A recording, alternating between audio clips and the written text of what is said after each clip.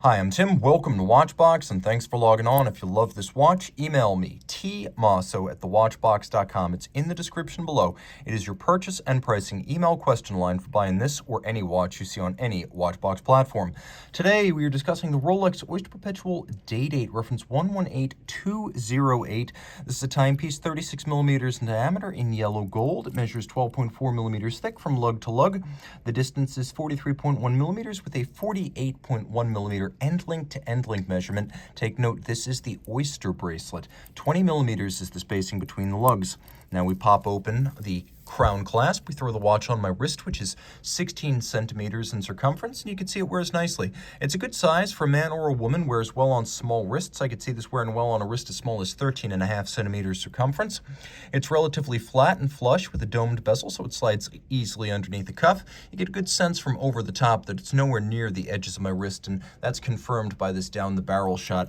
This is an unconventional Day-Date in several regards. One of them is the use of a domed gold bezel rather than fluted, and the other is the use of an Oyster bracelet. Traditionally, the dress-oriented President bracelet is used on these models, but the presence of the Oyster gives this one a little bit more of a sporting ambiance. There's a conforming end link to better mate it with the case, a little bit of a taper down from the end link. We have polished centers, polished outer faces, satinated shoulders.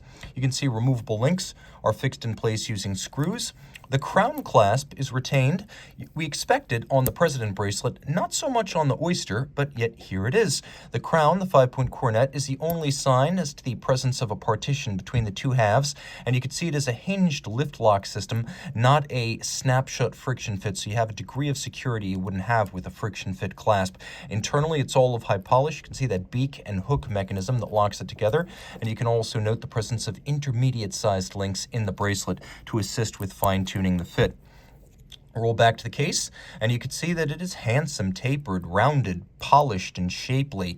It is a sensuous compound curved profile, much different from the super cases on the Rolex sports watches.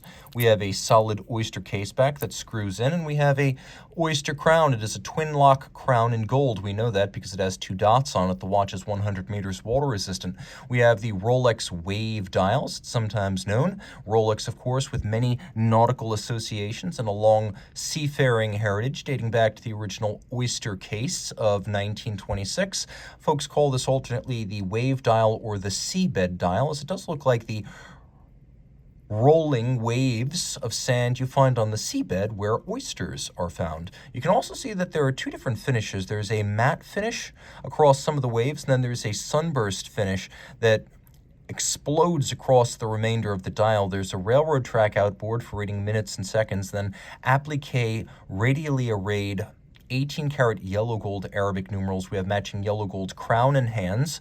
This is a non-loomed Day-Date, and so because of the gold, it will never tarnish or oxidize. We have a double quickset generation Day-Date here, so we have hacking seconds to stop the seconds hand, but we also have a quickset that allows you to rapidly and easily cycle the day and the date independently. Now inside we have Rolex manufacturer caliber 3155 bidirectional automatic winding, 48-hour power reserve, 4 hertz beat rate, 31 joules. It is a COSC certified Swiss chronometer.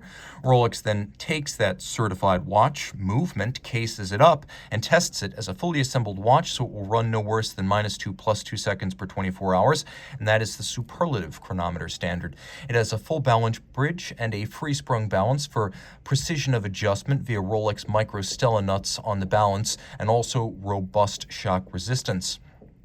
The watch is a bidirectional winder, so it doesn't have unidirectional rotor wobble. It's completely intangible while winding itself. And it features an overcoil hairspring made by hand that allows the watch to keep excellent and consistent time in any physical orientation with respect to gravity. That hairspring is also made of a blue oxidized niobium zirconium alloy that is highly anti-magnetic. Reach out to Team Mosso at thewatchbox.com for purchase and pricing details.